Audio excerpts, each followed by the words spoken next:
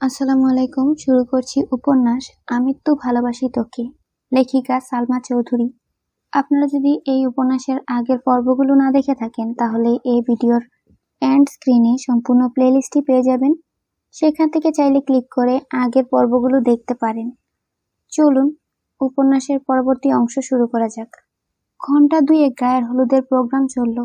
স্টেজের আশেপাশে ছবি তোলার জন্য বেশ কিছু সোফা তার আশেপাশে ফুল দিয়ে সাজিয়ে রাখা হয়েছে। সেখানেই সকলে দল বেঁধে ছবি তুলছে। সবার হলুদ ছোঁয়ানো শেষে নাচের প্রোগ্রাম শুরু হয়েছে। দিশা, মালা, মালার বান্ধবীরা সবাই গায়ের হলুদের গানে অনেক সুন্দর নেচেছে। ছেলেদের মধ্যেও বেশ কয়েকজন নেচেছে। সবার শেষে 10 জন ছেলে স্টেজে উঠেছে। সবার পরনে রানী গোলাপি পাঞ্জাবি। সবাই এক গানে নাচছে।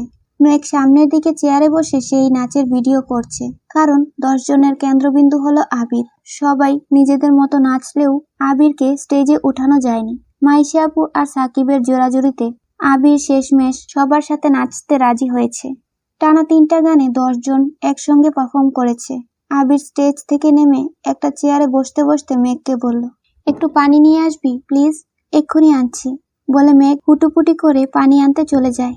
পানির গ্লাস নিয়ে আসতে আসতে দেখে মালা আবিরকে পানির বোতল সাধতেছে। মেঘ গ্লাস হাতে মাঝপথেই দাঁড়িয়ে পড়েছে। আবির ঘাড় ঘুরিয়ে উচ্চস্বরে বলল, পানি কি দিবি? মালা পুনরায় বলল, এটা ভালো পানি, খাও। মেঘ কয়েক পা এগিয়ে আবিরের কাছে আসতেই আবির হাত বাড়িয়ে পানির গ্লাস নিতে নিতে বলল, বোতল দিয়ে পানি খাই না আমি। মালা রাগে গজগজ করে চলে যাচ্ছে। যতবারই আবিরের কাছে যেতে চায় আবির ততবারই মালাকে অবহেলা করে দূরে সরিয়ে দিচ্ছে। এটা মালার একদমই সহ্য হচ্ছে না। মেঘের প্রতি এত কেয়ার সহ্য করতে পারছে না সে।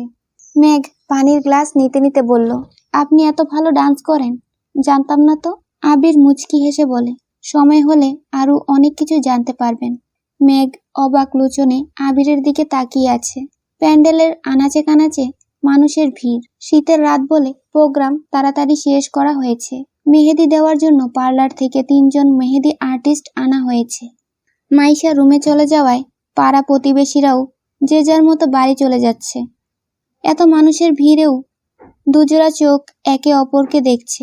উভয়ের তপ্ত দৃষ্টি তোলপাড় চালাচ্ছে উভয়ের হৃদয়ে। হৃদস্পন্দনের মাত্রা তীব্র হচ্ছে। দুজনের আখি যুগল জড়িয়ে আছে মোহময়তায়। হঠাৎ ফোন ভাইব্রেশন হওয়ায় আবিরের দুর্বোধ্য চাহনিতে ছেদ পড়ে। স্ক্রিনে তাকাতেই সাকিবের নাম চোখে পড়ে। ঘাড় ঘুরিয়ে সাকিবের হাস্যোজ্জ্বল মুখ দেখে আবির পুনরায় মেঘের দিকে তাকায়। মেঘ তখনও গভীর মনোযোগের সঙ্গে আবিরকে দেখছে। আবির মেঘের চোখের সামনে 2 আঙ্গুলে তুড়ি বাজিয়ে মেঘের ঘোর কাটানোর চেষ্টা করল। তুড়ির শব্দে মেঘ নড়ে ওঠে। সম্বিত ফিরতেই মেঘ লাজুক হাসল। সে কল্পনায় আবির ভাইয়ের সঙ্গে কাপল ডান্স করতেছিল। আবির তুড়ি বাজিয়ে রোমান্টিক মুহূর্তটা নষ্ট করে ফেলেছে। মেঘকে হাসতে দেখে আবির কপাল গুটিয়ে বলল, কি হলো? মেঘ জিভ দিয়ে ঠোঁট ভিজালো। দীর্ঘ এক নিঃশ্বাস ছেড়ে ডাকলো, আবির ভাই। আবির আবেশিত কণ্ঠে জবাব দিল, আঁকপাঁচ না ভেবেই মেঘ বলল, আপনি মানুষটা খুব তেতো। মেঘের কথায় আবির তীক্ষ্ণ দৃষ্টিতে তাকালো, কিন্তু কোনো প্রতিক্রিয়া দেখালো না। মুচকি হেসে আশেপাশে তাকিয়ে ভাবলেশহীন জবাব দিল, তেতো হয়েই যে বিপদে আছি, মিষ্টি হলে না জানি কি হতো। মেঘের উষ্ঠদয় আরো প্রশস্ত হলো। আবির ভাই ঠিকই বলেছেন। আবির ভাইয়ের এই অ্যাটিটিউড দেখেই মালা আপু এমপির মেয়ের মতো না জানি আরো কত মেয়ে পাগল। মালা আপুর আচরণে মনে হয় আবির ভাই তার সম্পত্তি। ভাবতেই আচমকা মেঘের হাসি গায়েব হয়ে গেছে। মুখ ফুলিয়ে শ্বাস টেনে ভিড় করে বলল, আবির ভাই শুধুই আমার, আর কারো না। আবির তীক্ষ্ণ দৃষ্টিতে মেঘের হঠাৎ পরিবর্তন দেখছে। মেঘের যে ক্ষণে ক্ষণে কি হয়ে যায় এটা ভেবেই আবির ক্লান্ত। আসার পর থেকেই মেয়েটাকে চোখে চোখে রাখছে। তারপরও কি যে হয়। বাসায় থাকলে আবির কখনোই এতটা সময় মেঘকে দিতে পারতো না। বিয়ে বাড়ি আত্মীয়ে পরিপূর্ণ। তাছাড়া সাকিব আর ওর বন্ধুরা আবিরকে অনেক দিকে সাহায্য করছে। মামারা বা আবিরের বাবা কোনো কাজে আবিরকে খুঁজতে গেলে সাকিবের বন্ধুরাই সেই কাজ করে দিচ্ছে। আবিরকে ডাকার সুযোগই দিচ্ছে না তারা। সাকিব দুদিকেই নজর রাখছে। আবির গলা খাকারি দিয়ে ডাকলো, এই যে। মেঘের নজর পড়ল আবিরের চোখে। কোনো উত্তর দিল না। আবির রাশভারী কণ্ঠে বলল, অনেক রাত হয়ে গেছে, আর টই টই করতে হবে না, কুয়াশার মধ্যে বাইরে ঘুরলে ঠান্ডা লাগবে। প্রোগ্রাম তো শেষই, এখন রুমে যা। আপনি কি করবেন? আমার কাজ আছে। মেঘ এবার ভাব নিয়ে বলল, রাত অনেক হয়েছে, আপনারও টই টই করা উচিত হবে না। আবির প্রশস্ত নেত্রে তাকাতেই মেঘ ছুটে পালালো সেখান থেকে। আবির ঘাড় ঘুরিয়ে তাকিয়ে আছে, সহসা স্বভাবসিদ্ধ হাসে। আবিরের প্রতি মেঘের ভয়ভীতি যেমন কমেছে, তেমনি বেড়েছে মেয়েটার দায়িত্ববোধ। প্রেয়সীর অল্প স্বল্প যত্ন দেখে আবির বেশ বিস্মিত হয়। মন খারাপের জায়গায় ভিড় করে একরাশ মুগ্ধতা। মেঘের সবকিছুই আবিরকে টানে, তবে ছোট ছোট পাগলামি আর দুষ্টুমিগুলো আবিরকে অনেক বেশি টানে। দুজন মেহেদি আর্টিস্ট মিলে এক রুমে মাইশার দু হাতে মেহেদি দিয়ে দিচ্ছে। মাইশাকে যেন কেউ বিরক্ত না করে, তাই পাশের রুমে আরেকজন সবাইকে মেহেদি দিয়ে দিচ্ছে। মেঘ মাইশার রুমে বসে মেহেদি দেয়া দেখছে। মাইশা মেঘের হাতের দিকে তাকিয়ে স্বাভাবিক কণ্ঠে বলল, তোমার হাত ফাঁকা কেন? মেহেদি দিতে পারো না? না, সমস্যা নেই, পাশের রুমে একজন আপু আছেন, উনি সবাইকে দিচ্ছেন, ওনাকে বলো তোমাকে দিয়ে দিতে। মেহেদি লাগাবো না আপু, এসব বললে হবে না। সবার হাতে মেহেদি আর তোমার হাত ফাঁকা দেখলে তোমার আবির ভাই আমার সাথে রাগ দেখাবে। এক হাতে অন্তত দাও, আবির ভাই কিছু বলবে না। তোমাকে বলবে না, আমাকে ঠিকই বলবে। যাও বলছি। ঠিক আছে আপু। মেঘ পাশের রুমের দরজায় দাঁড়িয়ে রুমের পরিস্থিতি দেখল। এক পাশে মালার বান্ধবীরা যে যার মতো একে অপরকে মেহেদি দিয়ে দিচ্ছে। পার্লারের আপুটা মিমকে মেহেদি দিয়ে দিচ্ছে।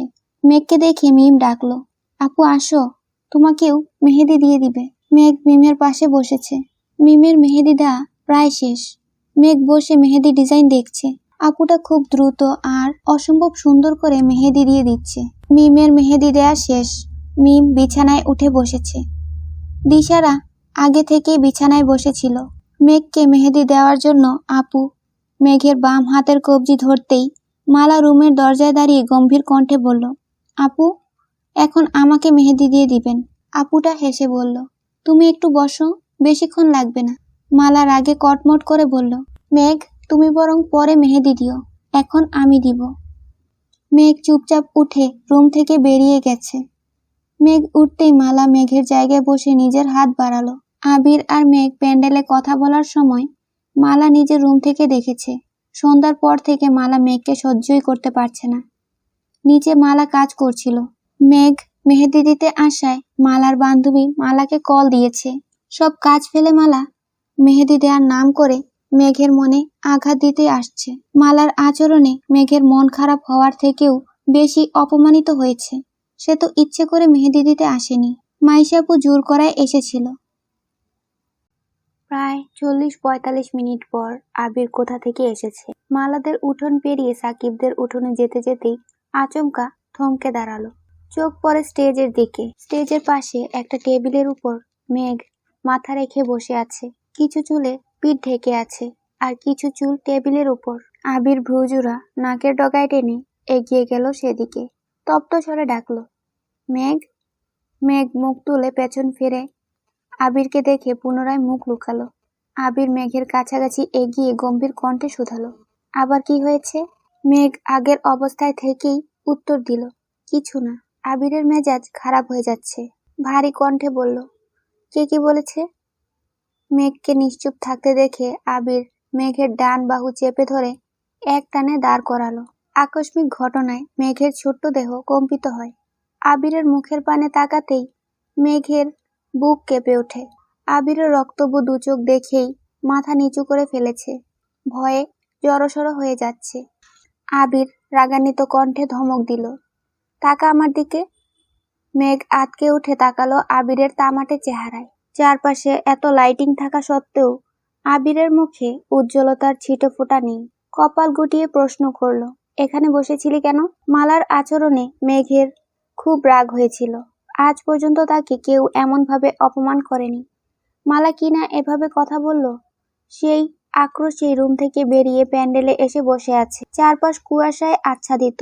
লাইটের আলোতে কুয়াশাগুলো স্পষ্ট দেখা যাচ্ছে। সামান্য জ্যাকেটে শীত মানছে না, তবু মেঘ রুমে যাচ্ছে না। মেঘ এতক্ষণ রাগ ফুঁসলেও প্রিয় মানুষের উপস্থিতিতে এখন অনেকটা শান্ত হয়ে গেছে। মেঘের কণ্ঠস্বর ভার হয়ে যাচ্ছে। মনে হচ্ছে এই বুঝি ভেতরের ক্রোধ কান্না হয়ে বেরিয়ে আসবে। মেঘ উদ্বেল কণ্ঠে বলে, আমি এখানে থাকবো না, বাসায় চলে যাব। আবির ঢোক গিলে ছোট করে শুধালো, কি হয়েছে বল প্লিজ।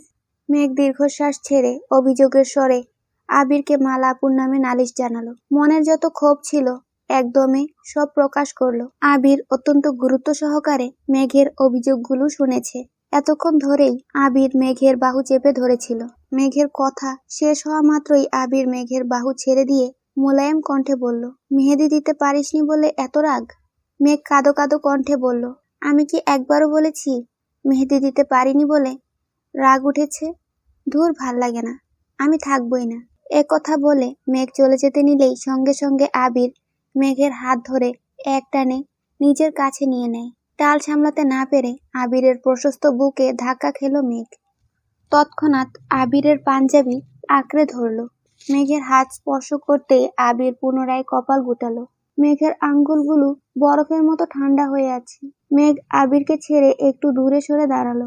আবির তখনও মেঘের হাত ধরেই আছে। মেঘ সরে যাওয়ায় আবির দু হাতে মেঘের হাত ঘষতে ঘষতে বলল, মানুষের উপর রাগ করে নিজের ক্ষতি করা কবে বন্ধ করবি তুই? মেঘ উষ্ট উল্টে আবিরের অভিমুখে চেয়ে আছে। আবির পুনরায় বলল, তোর হাত আর বরফের মধ্যে বিশেষ কোনো পার্থক্য নেই, কথা বললে শুনিস না কেন? মেঘ আস্তে করে বলল, সরি, এখনই রুমে চলে যাব। এখন আর রুমে যেতে হবে না, বস এখানে, আসছি আমি। মেঘ চেয়ারে বসে আছে। আবির সাকিবের রুমে গেছে। 2 মিনিটের মধ্যে পাঞ্জাবি পাল্টিয়ে টি শার্ট তার উপর জ্যাকেট পরে আসছে। হাতে একটা শপিং ব্যাগ আর একটা চাদর নিয়ে আসছে। মেঘের গায়ে চাদর জড়িয়ে পাশ থেকে একটা চেয়ার টেনে মেঘের অভিমুখে বসলো। শপিং ব্যাগ উল্টাতেই টেবিলে 8-10টা মেহেদি পড়ল। মেঘ বিপুল চোখে তাকিয়ে আছে মেহেদিগুলোর দিকে। আবির বলল, তোকে মেহেদি দিতে দেয়নি, কথাটা একবার জানাতি আমায়। আবির টেবিল থেকে একটা মেহেদি নিল। মেঘের বাম হাতের কবজি ধরে শুধালো, এই হাতে দিবি? আবিরের কথা শুনে মেঘ আশ্চর্য বনে গেল। অবিশ্বাস্য দৃষ্টিতে তাকিয়ে আছে। গলা খাকারে দিয়ে আস্তে করে বলল, আবির ভাই, আপনি মেহেদিও দিতে পারেন? আবির স্বভাব সুলভ ভারী কণ্ঠে জবাব দিল, হয়তো আর্টিস্টদের মতো সুন্দর হবে না, কিন্তু চেষ্টা করতে পারি। অবশ্য তুই না চাইলে দিব না। মেঘ তখন অভিভূত হয়ে গেছে। আবির ভাই মেহেদি দিয়ে দিবে, এটা অষ্টাদশী কল্পনাও করতে পারছে না। মেঘ উত্তেজিত কণ্ঠে বলল, আপনার যেভাবে ইচ্ছে সেভাবেই দেন। আবির মেঘের হাত ধরে কাঁপা কাঁপা হাতে মেহেদি দিয়ে দিচ্ছে, আর মেঘ অপলক দৃষ্টিতে সেই দৃশ্য দেখছে। মালিহা খানের হঠাৎ নজর পড়ে স্টেজের কাছে আবির মেঘ বসে আছে। উনি কৌতূহলবশতই এগিয়ে যান সেদিকে। কাছাকাছি যেতেই চোখে পড়ে আবির মেঘের হাতে মেহেদি দিয়ে দিচ্ছে। ততক্ষণে মেহেদি দেয়া প্রায় শেষের দিকে। মালিহা খান হাসি মুখে বললেন, আলহামদুলিল্লাহ। মায়ের কণ্ঠ শুনে আবির আঁতকে ওঠে। মেঘের মনোযোগেও বিঘ্ন ঘটে। দুজনেই মালিহা খানের দিকে তাকায়। মালিহা খানের হাস্যোজ্জ্বল মুখ দেখে মেঘ আবির দুজনেই স্তব্ধ হয়ে আছে। মালিহা খান পুনরায় বললেন, আমি তো এই আবিরকেই দেখতে চাইছিলাম। বোনের প্রতি এত টান এতদিন কোথায় ছিল? আবির উত্তর না দিয়ে স্বাভাবিক কণ্ঠে শুধালো, কাকামণি আর চাচ্চু কখন আসছেন? মালিহা খান বললেন, কিছুক্ষণ আগেই আসছে, খাওয়া দাওয়া করে শুয়ে পড়েছে। একটু থেমে মালিহা খান আবার বললেন, কত বছর পর মেহেদি হাতে নিছিস বলতো আবির? মনে নেই। মেঘ একবার বড় আম্মুর দিকে তাকাচ্ছে, আবার আবিরের দিকে। বড় আম্মুর কথার মানে বোঝার চেষ্টা করছে মেঘ। মালিহা খান মেঘকে উদ্দেশ্য করে বললেন, জানিস মেঘ, ছোটবেলা আবির মেহেদি না দিয়ে দিলে তুই কি যে কান্না করতিস? মেঘ ভ্রু কুঁচকে শুধালো, আমি? হ্যাঁ তুই। মিম তখন কোলে ছিল। ঈদের সময় আশেপাশের বাসার পিচ্চিদের হাতে মেহেদি দেখে তুই বাসায় এসে কান্না করতিস। তখন তো এত পার্লারও ছিল না। আমি, তোর মা, কাকিয়া কেউই মেহেদি দিতে পারতাম না। বাধ্য হয়ে আবিরই তোরে মেহেদি দিয়ে দিত। মিমেরও কয়েকবার দিছে, তবে তোরে বেশি দিয়ে দিছে। মেঘ ডান হাতে মাথা চুলকে বলল, আমার কিছু মনে নেই কেন? মালিহা খান হেসে উত্তর দিলেন, জন্মের পর থেকে 6-7 বছরের ঘটনা কারোরই মনে থাকে না। কিন্তু তোরা এত ঠান্ডায় এখানে বসে আছিস কেন? আবির রাগান্বিত কণ্ঠে বলল, আম্মু, তোমার ভাইয়ের মেয়েকে সাবধান করে দিও। মালিহা খান চিন্তিত স্বরে বললেন, কে? মালা? হ্যাঁ, মালা আবার কি করেছে? মালা মেঘকে অপমান করেছে। মেঘ কি ওদের বাড়িতে দাওয়াত ছাড়া আসছে? যা তা ব্যবহার কেন করবে? এরকম আচরণ যদি আর একবার করে আমি কিন্তু ওর খবর করে ছাড়বো। মালিয়া খান হেসে উত্তর দিলেন, মালাকে আমি বুঝিয়ে বলবনি। দাঁড়া, তোর মামুনি আর কাকিয়াকে ডেকে আনি, ওদের দেখাই আমার ছেলে ঘরমুখো হচ্ছে। মালিয়া খান দ্রুত পায়ে বাড়ির দিকে চলে গেছেন। এদিকে মালা দু হাতে মেহেদি দিয়ে প্রতিটা রুমে রুমে মেঘকে খুঁজছে, অথচ মেঘ কোথাও নেই। মালিয়া খানকে ঘরে ঢুকতে দেখে মালা প্রশ্ন করল, কি হয়েছে ফুপি, এত তাড়াহুড়োতে কোথায় যাচ্ছ? আবির মেঘের হাতে মেহেদি দিয়ে দিচ্ছে। এই দৃশ্য দেখার জন্য আমার দুই জাকে ডাকতে যাচ্ছি। মালিহা খান চলে গেছেন। কথাটা মালার কাটা গায়ে নুনের ছিটের মতো লাগছে। দ্রুত বারান্দায় গিয়ে দাঁড়ায়। ঘন কুয়াশার মধ্যেও চোখে পড়ে মেঘ আবিরের দিকে। নিজের উপর এখন আরো বেশি রাগ হচ্ছে। আবির মেঘকে মেহেদি দিয়ে দিচ্ছে, এটা কোনো স্বাভাবিক বিষয় নয়। সে যদি মেঘের সাথে এই আচরণ না করত, তাহলে আবির আর মেঘ কাছাকাছি আসতো না। আবিরও মেঘকে মেহেদি দিয়ে দিত না। রাগে মালার চোখ মুখ জ্বলছে। রুমে ঢুকেই ঠাস করে দরজা বন্ধ করে দিয়েছে। বড় আম্মু যাওয়ার পর থেকে মেঘ আবিরকে দেখেই যাচ্ছে, পল্লবও ফেলছে না। আবির তড়িঘড়ি করে মেহেদি দিচ্ছে। মেঘ কিছু বলতে চেয়েও বলতে পারছে না। মনের ভেতর একরাশ মুগ্ধতা। আবির ভাই ছোটবেলা নিজের হাতে মেঘকে মেহেদি দিয়ে দিত, এটা ভেবেই আনমনে হাসছে। আবির মেহেদিটা টেবিলের উপর রাখতে রাখতে বলল, তাড়াতাড়ি ঘুমিয়ে পড়িস, আমি গেলাম। বলেই সাকিবদের ঘরের দিকে দৌড় দিল। মেঘ মুগ্ধ আঁখিতে আবিরকে দেখছে। কয়েক মুহূর্তের মধ্যে আবির ঘরে ঢুকে পড়েছে। মেঘ তখনও সেদিকে তাকিয়ে আছে। ততক্ষণে তিন জা আসছেন। দূর থেকে মেঘকে ডেকে বলল, কি রে, আবির কই? চলে গেছে। কাকিয়া মেঘের হাত ধরে এপাশ ওপাশ ঘুরিয়ে বলল, বাহ, অনেক সুন্দর করে দিয়েছে তো। কাকিয়ার কথায় মেঘ এবার নিজের হাতের দিকে তাকালো। মেহেদি আর্টিস্টদের মতো না হলেও খুব একটা খারাপ হয়নি। মেঘ হাতের দিকে এক দৃষ্টিতে তাকিয়ে আছে। মন মস্তিষ্ক জুড়ে আবির ভাই বিচরণ করছে। মনে অন্যরকম প্রশান্তি কাজ করছে। মনে মনে হাজারবার মালা আপুকে ধন্যবাদ দিচ্ছে। মালা আপু অপমান না করলে আবির ভাইয়ের সাথে এত সুন্দর মুহূর্তটা কখনো উপভোগ করতে পারত না সে। মা কাকিয়া কি বলছে তার কিছুতেই মেঘের মনোযোগ নেই। অষ্টাদশীর হৃদয়ের প্রতিটা স্পন্দন বলছে, আবির ভাই, আপনি আমার সেই পূর্ণতা, ভালোবাসি আপনাকে। মা কাকিয়ার সঙ্গে ঘরে গিয়ে সোজা নিজের রুমে চলে গেছে মেঘ। মিম দিশারা অনেকক্ষণ আগেই ঘুমিয়ে পড়েছে। মেঘ মিমের পাশে শুয়েছে। সারাদিনের ক্লান্তিতে মেহেদি না তুলেই ঘুমিয়ে পড়েছে। অনেকক্ষণ যাবৎ ফোন ভাইব্রেশন হচ্ছে। মেঘ গভীর ঘুমে নিমগ্ন। দীর্ঘ সময় ভাইব্রেশনের পর মেঘ চোখ বন্ধ রেখেই পাশ থেকে ফোনটা নিয়ে রিসিভ করে কানের উপর রাখলো। ওপাশ থেকে আবেশিত কণ্ঠ ভেসে আসে, ম্যাম, আপনার ঘুম কি এখনো ভাঙেনি? 1 ঘন্টা যাবৎ আপনার জন্য অপেক্ষা করছি। ঘুমে কাতর মেঘের ভারী নিঃশ্বাসের শব্দ ভেসে আসছে। ফোনের অপর পাশের আবেশিত কণ্ঠ শুনে ঘুম ঘুম চোখে স্ক্রিনে তাকাতেই আবিরের ছবি ভেসে উঠেছে, তার সঙ্গে সেভ করা নামটা। সহসা অষ্টাদশীর ষষ্ঠ ইন্দ্রিয় সতেজ হয়ে উঠেছে। এক মুহূর্তেই চোখ থেকে ঘুমের রেশ কেটে গেল। অক্ষিযুগল প্রশস্ত হলো। মেঘ উৎকণ্ঠিত হয়ে বলল, আবির ভাই। এই প্রথমবার আবির নিজ থেকে মেঘকে কল করেছে। আদলা ঘুমে থাকায় আবিরের কণ্ঠ ঠিকমতো বুঝতে পারেনি। মেঘ এক লাফে বিছানায় বসে ফোন কানের কাছে নিতেই পুনরায় আবিরের নেশাক্ত কণ্ঠ ভেসে আসে, ম্যাম, আপনার দর্শন পেতে আর কতক্ষণ অপেক্ষা করতে হবে? মেঘ ভ্রু কুঁচকে একবার স্ক্রিনে তাকাচ্ছে, আরেকবার ফোন কানে ধরছে। কি হচ্ছে কিছুই বুঝতে পারছে না। নাম্বারটা আবির ভাইয়ের নামে সেভ করা, কণ্ঠস্বরও আবির ভাইয়ের।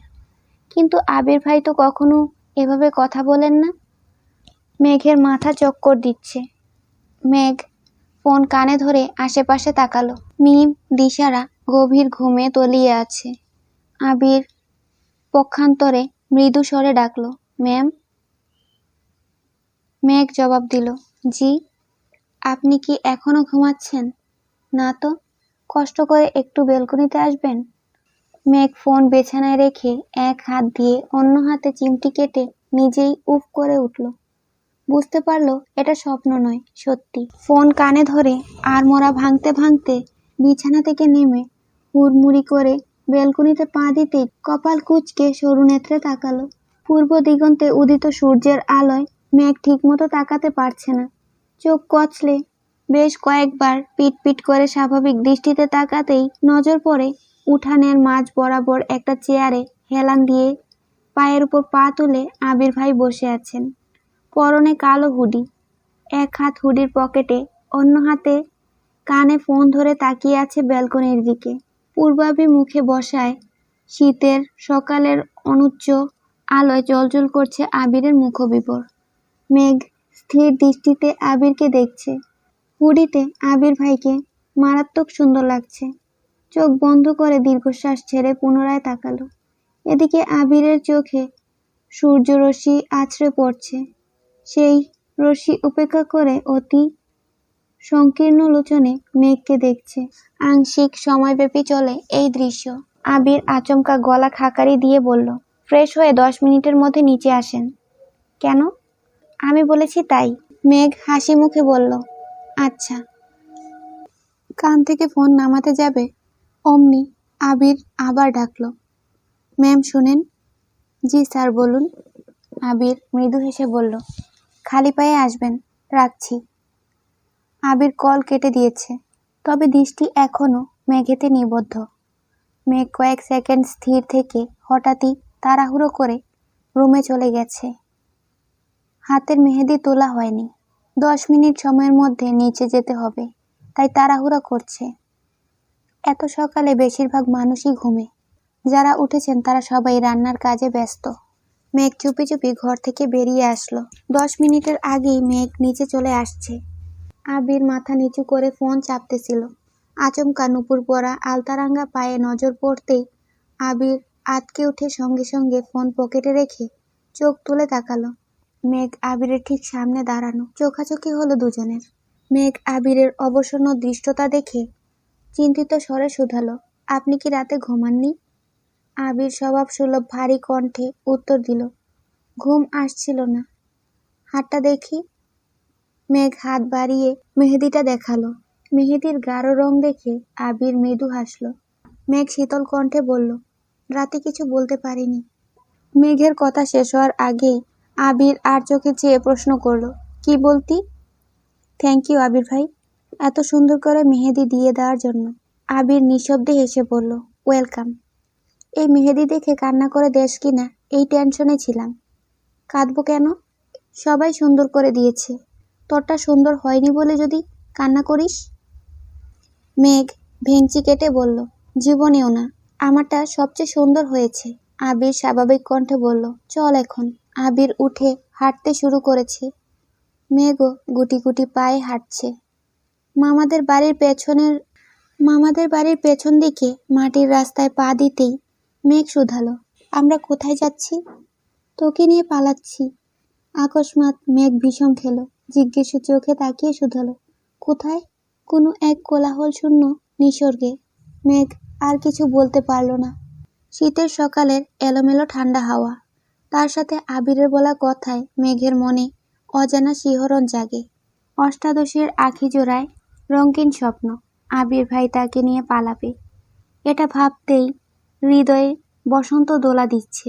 বুকের ভেতর কে যেন অবিরাম ঢোল পেটাচ্ছে। মস্তিষ্কে ঘুরপাক খাচ্ছে নিষিদ্ধ প্রেমানুভূতি।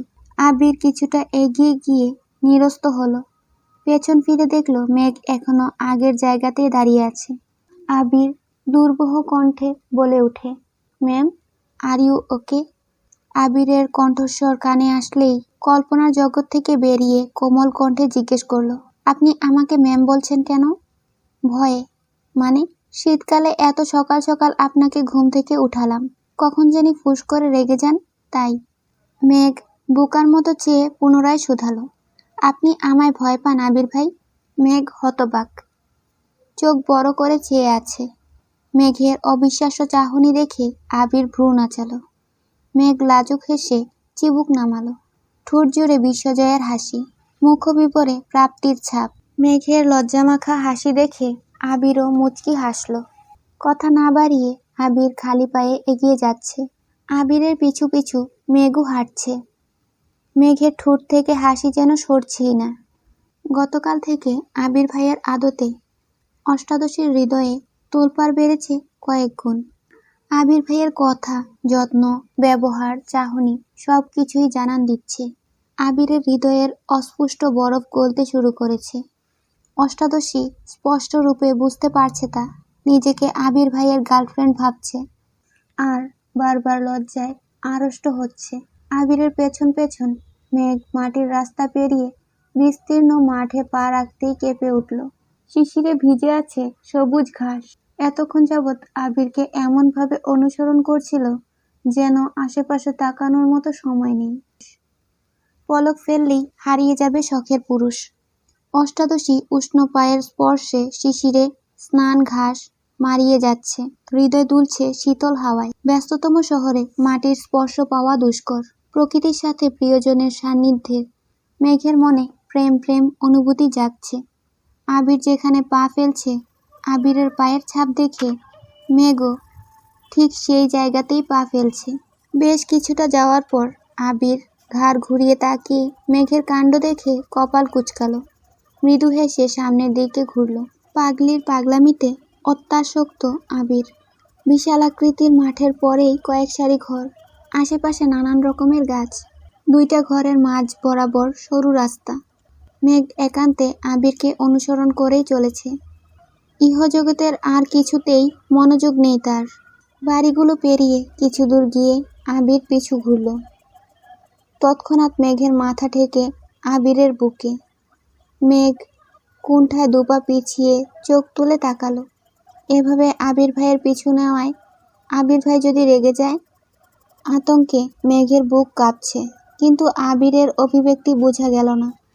মেঘের সামনে থেকে সরে পাশে দাঁড়াতেই মেঘ বিপুল চোখে তাকালো। দৃষ্টির সীমানা জুড়ে হলুদ রঙের সর্ষে ফুল। আশ্চর্য নয়নে চেয়ে আছে মেঘ।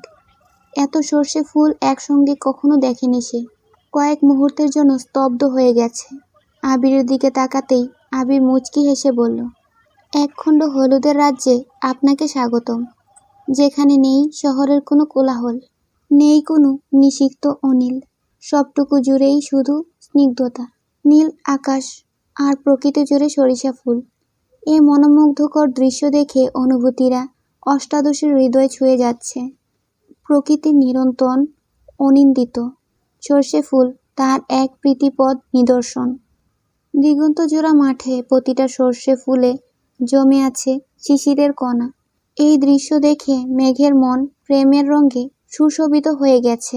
মেঘ গুটি গুটি পায়ে এগিয়ে আলতো হাতে শিশির ভেজা সর্ষে ফুল স্পর্শ করল। মেঘ আপন মনে ছুটে যাচ্ছে। কিছু দূর যাওয়ার পর হঠাৎ থমকে দাঁড়ালো। পিছন ঘুরে দৌড়ে আবিরের কাছে চলে আসছে। আবির ভ্রু কুঁচকে তাকিয়ে আছে। মেঘ আবিরের কাছে এসে হাঁপাতে শুরু করলো। আবির কণ্ঠ দ্বিগুণ ভারী করে শুধালো, কি হয়েছে? মেঘ ওড়না টেনে মাথায় ঘুমটা দিল। হাত দিয়ে আবিরকে ইশারা করতেই আবির একটু নিচু হয়ে মেঘের মুখোমুখি হলো। মেঘ দীর্ঘশ্বাস ছেড়ে আবিরের কানে কানে বলল, আপনি কি জানেন না সরিষা ক্ষেতে তেনাদের বসবাস?